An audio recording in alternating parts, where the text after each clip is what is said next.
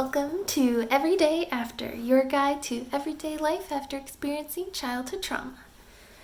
I'm your host, Sammy Q, and today we are going to talk about healthy boundaries. Yay! Okay, this is a big topic, so that's why this is just some tips. This isn't like the one answer to what a healthy boundary is. Everybody's different. So healthy boundaries are, on the one hand, pretty simple, and on the other hand, very complicated. Simple in that, like, the things that you do, like the actions you take to have healthy boundaries, is fairly straightforward. The complexity comes with internalizing the idea that you deserve healthy boundaries. That's very, very hard and takes time and therapy and loving yourself and introspection, practice, and all of those things. And some days it's easier than others. Today, I'm going to talk about the basics of like what are some steps you can take to start practicing the actions. And then hopefully as time goes by, being able to practice can show you that it's not the end of the world when you say no to people. Like, there are a lot of people where you tell them no, and they're like, oh, okay, whatever. It's not a big deal. It's not the end of the world. And that can help with that internalizing. But it's a whole process. It's fun. It'll be great. It's worth it, though. Like, in all seriousness, it's really worth it. Anyway, let's get right into it. All right, first point that I want to make. I got my little notebook here. That's what I keep looking at. My first point is understanding the difference between what is normal, typical, and what is healthy. These are two different things, okay? So you might be around a whole lot of people who set boundaries in a certain way that's actually kind of unhealthy. And that might be your normal, that normally people say yes to things more than they really want to. Yeah, that sort of thing. That's different than healthy. That's important because as you start to learn what healthy boundaries are and practicing that, you'll notice that you might not do things the same way as other people, and that doesn't mean that you're doing it wrong. That doesn't mean that you're a wrong person and that what you want is wrong. That just means that you're different from them, or you're on a different part of your journey towards healthy boundaries than they are. They might not be there yet. Okay.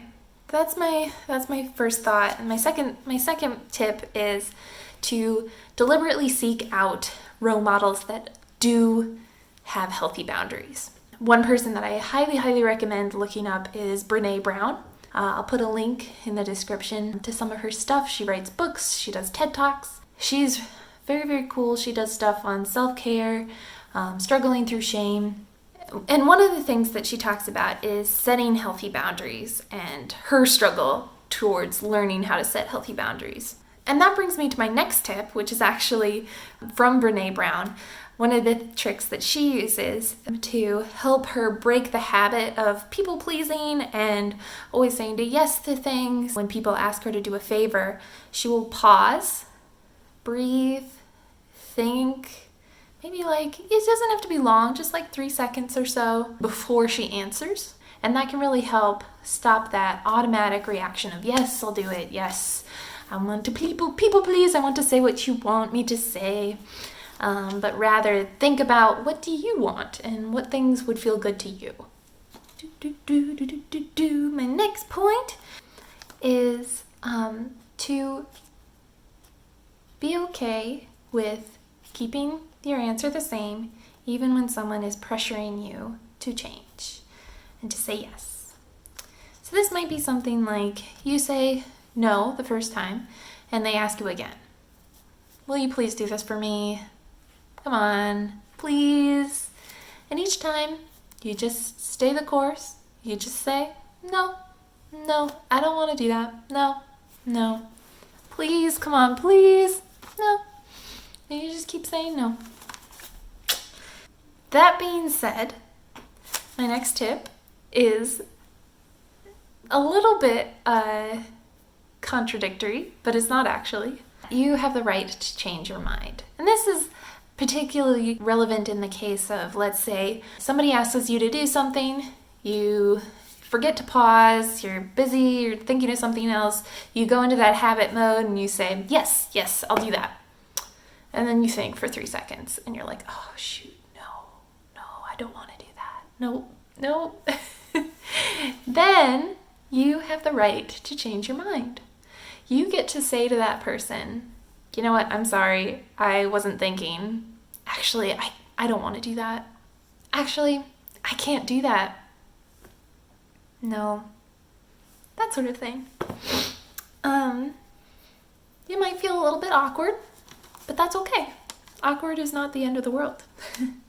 And in the end, they learn what you want, and you get to have what you want, and you get to say no to things, and that's pretty great. All right. The other thing I want to mention here is that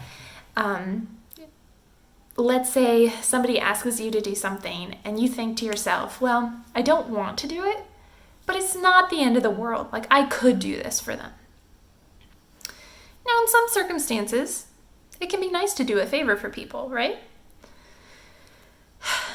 The thing is, if you only say no when it is a big deal to you, then that means that every single time that it's not a huge deal for you, you're saying yes to that person. You're choosing that person. You're always choosing them.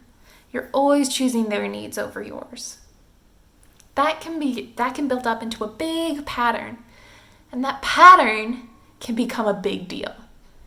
So even if every little time that you say yes to something, it's not that big a deal, it's not the end of the world, you can do this. If you do that every single time someone asks you, you can feel hurt, you can feel resentful, you can feel like your needs aren't being met, you're not being taken care of. And that sucks.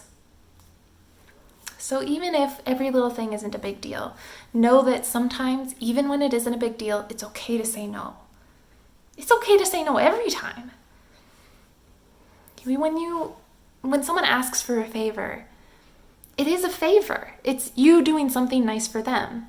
And it's okay to say no to that. You don't have to be nice to people. It turns out, yes, there are going to be consequences. There are going to be people who get mad at you. And that's okay.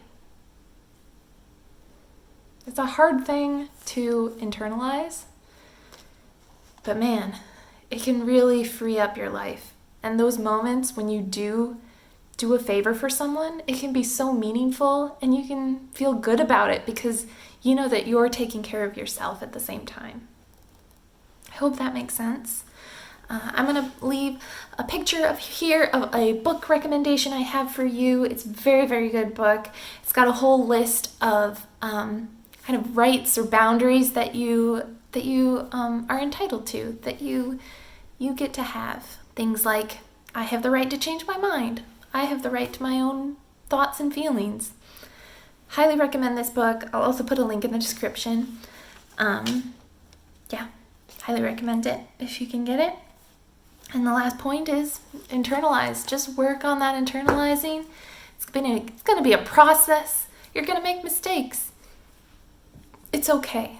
You don't have to have absolutely perfect, healthy boundaries all the time. And, just the fact that you're thinking about it, that you're watching these videos, that you're starting to think, maybe I need to have healthier boundaries, that's a huge step. And you should feel proud of yourself for that. All right, good luck to you all. Take care. I'll see you next time.